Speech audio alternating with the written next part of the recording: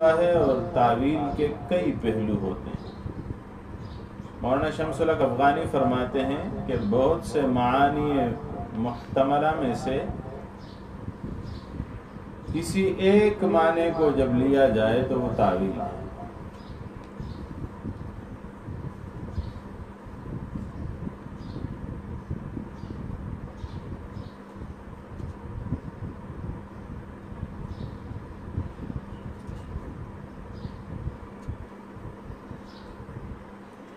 تفسیر کی چھٹی قسم ہے تفسیر القرآن باللغت العربیۃ الفصحی، فصیح عربی لغت میں قرآن کی تفسیر۔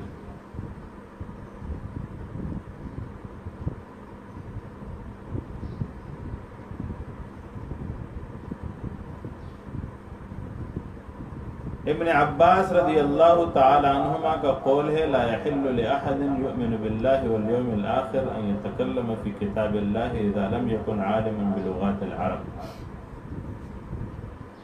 فرمایا کسی کے لیے یہ جائز نہیں ہے جو اللہ پر آخرت کے دن پر ایمان رکھتا ہو کہ وہ اللہ کی کتاب میں کچھ تکلم کرے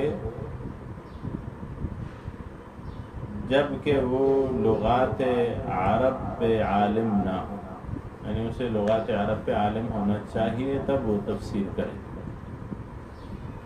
یعنی ایک لازمی قسم ہو گئی۔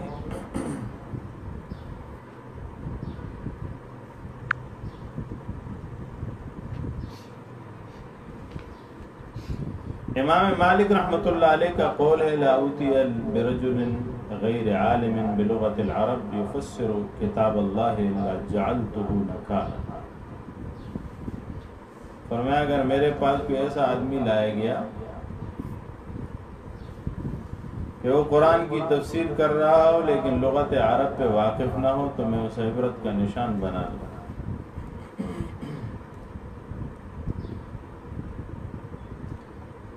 امام احمد بن حنبل کے اس حوالے سے دو اقوال ہیں، ایک قول میں اسے جائز سمجھتے ہیں اور ایک قول میں مکروہ۔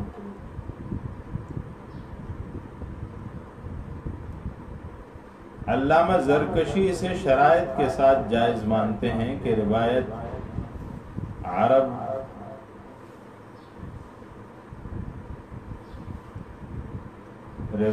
عرب ہو یا کوئی مشہور شعر ہو جس سے آپ قرآن کی تفسیر کریں۔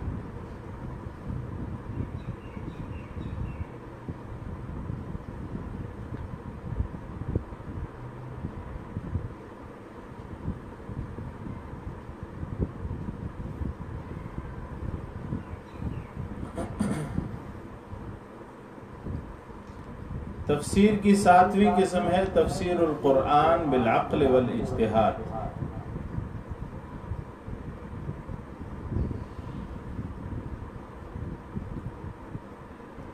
یعنی عقل سلیم سے قرآن کریم کی تفسیر کرنا۔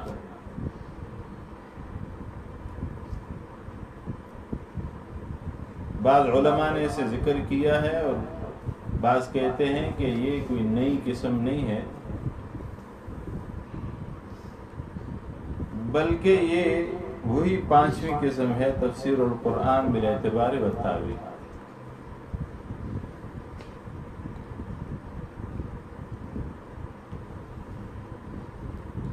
تفسیر کی آٹھویں قسم ہے تفسیر القرآن بالرائے،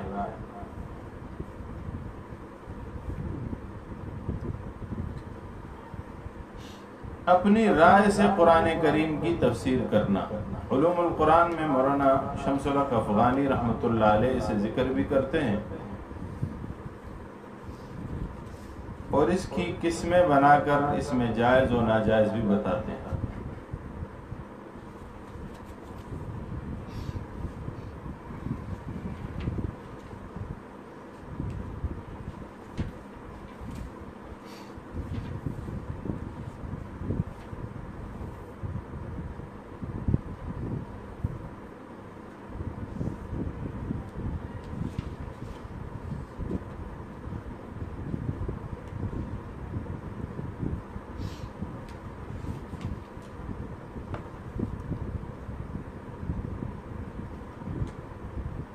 ویسے اس حوالے سے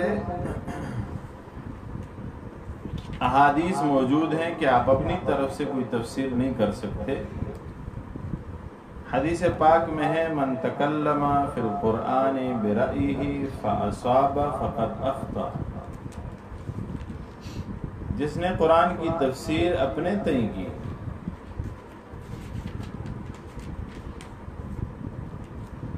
وہ اگر صحیح معنی مرادی کو پہنچ بھی گیا تو بھی اس نے غلطی کی، کیونکہ یہ عمل صحیح نہیں ہے.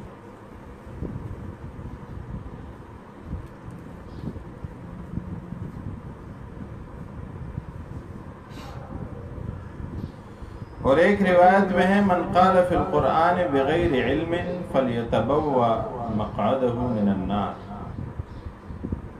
جس نے بغیر علم کے قرآن میں کوئی بات کی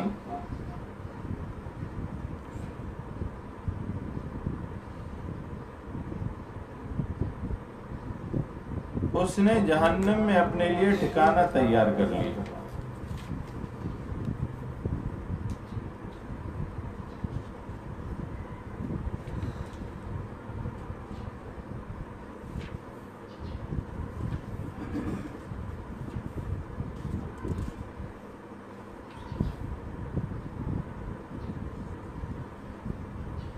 اپنی رائے سے تفسیر کرنا، قرآن کے کسی آیت کو کسی پر فٹ کر دینا اور اسے اپنے اصل معنی کے ساتھ بیان نہ کرنا،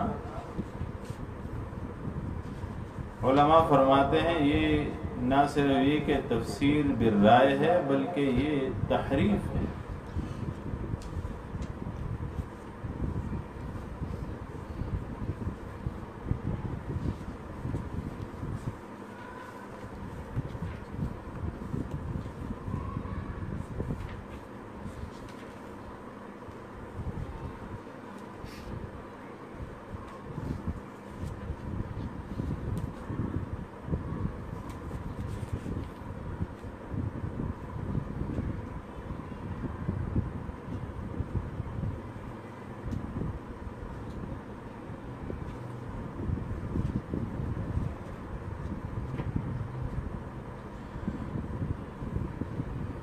جیسے ہم چھوٹے تھے ہم تک کچھ روایات ایسی پہنچی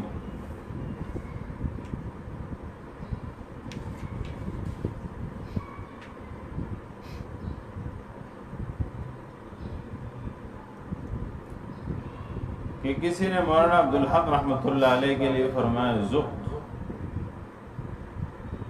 ہو سکا اے دا کوڑی عبدالحق. یہ خطاب تو ان کے لیے نہیں. مولانا عبدالحق رحمۃ اللہ علیہ ولی اللہ تھے اور ان کی زندہ کرامت آج بھی موجود. ان کا ادارہ دنیا بھر میں سب سے زیادہ فضلاء پیدا کرنے والا ایک سال کا ادارہ ہے. پاکستان میں اسے دیوبند ثانی کہا جاتا ہے. یہ ان کی جیتی جاگتی کرامت ہے. باہر کیف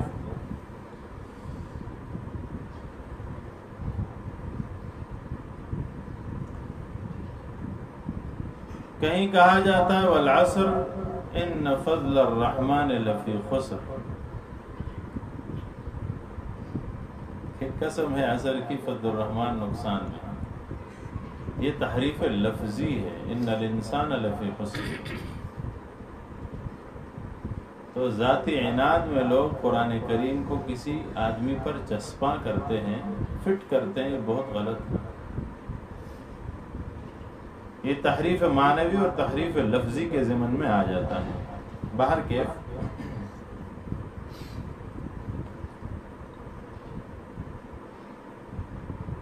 مولانا شمس الحق افغانی فرماتے ہیں رحمۃ اللہ علیہ کہ تفسیر بالرائے سے کیا مراد ہے؟ یہ معنی تو قطعاً مراد نہیں کہ تفسیر قرآن میں رائے اور فکر کا استعمال ہی نہ کیا جائے، کیونکہ اس کے بغیر تفسیر کرنا ممکن نہیں. اور خود قرآن نے لعلہم یتفکرون کہ لوگ قرآن میں فکر کریں، افلا یتدبرون القرآن یہ لوگ قرآن میں کیوں غور نہیں کرتے کہ الفاظ، فکر و تدبر فی القرآن کی طرف ترغیب دیتے ہیں؟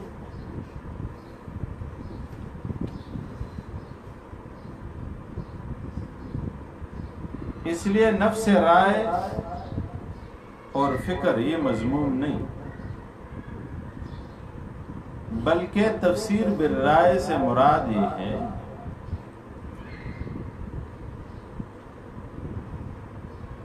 کہ پہلے آپ اپنی ایک رائے قائم کر لیں اور پھر قرآن کو اپنی اس رائے پر منطبق کرنے کی کوشش کریں۔ ایسی صورت میں آپ کی رائے اصل ہو جائے گی اور قرآن تابع ہو جائے گا، اور یہ قلب موضوع ہے، اسی وجہ سے یہ مذموم ہے اور جہنم میں جانے کا سبب بھی ہے۔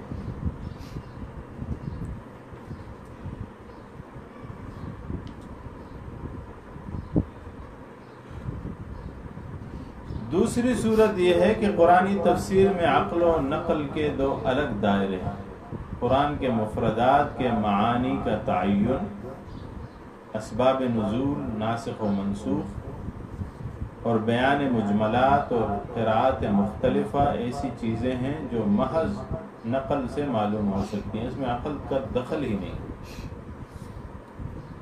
اس میں رائے کو دخل نہیں ہے، لہذا ان امور میں رائے کی مداخلت وہ تفسیر بالرائے ہوگی جو مذموم ہے۔ باقی رائے کے ذریعے آیت کے معانی متعددہ میں سے کسی ایک معنی کا تعین یا اس سے استنباط حکم، قواعد استنباط کے تحت، یا قرآنی حکم کی حکمت اور سر وغیرہ کا استخراج، یہ تفسیر بالرائے میں داخل نہیں، کیونکہ یہ سب امور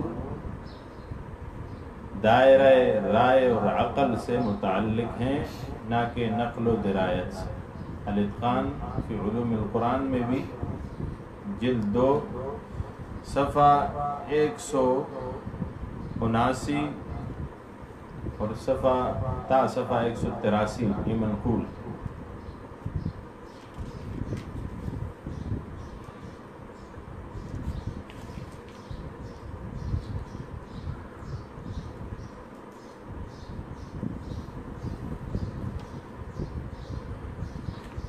تفسیر قرآن کے ناقابل اعتبار مآخذ، کچھ مآخذ ایسے ہیں جن کو ناقابل اعتبار قرار دیا گیا ہے۔ علوم القرآن میں مولانا تقی عثمانی دامت برکاتہم العالیہ نے اسے ذکر کیا ہے۔ وہ قسمیں جن سے آپ تفسیر نہیں لے سکتے، نمبر 1 اسرائیلی روایات، جھوٹی روایات گڑی، نمبر 2 تفسیر صوفیاء کرام کی تفاسیر، اور نمبر 3 تفسیر بالرائے، یعنی وہ تفسیر جن میں آپ نے اپنی رائے کو مقدم کر کے اس کے بعد قرآن کریم کو اس پہ منطبق کر دیا ہو، یا وہ تفسیر جس میں رائے کا عمل دخل سرے سے ممکن نہیں ہے، آپ اس میں اپنی رائے کو داخل کر کے قرآن کریم کی کوئی تفسیر کریں، یہ ممنوعات میں سے ہیں۔ اسی پہ اکتفا کرتے ہیں علوم القرآن کے بحث میں۔ ہمارا اگلا مبحث انشاءاللہ العزیز ہم کل پڑھیں گے، کچھ وقفے کے بعد قرآن کریم کا ترجمہ۔ اس کی کلاس بھی آج مختصر ہوگی چونکہ جمعہ ہے، تو جلدی اسے ختم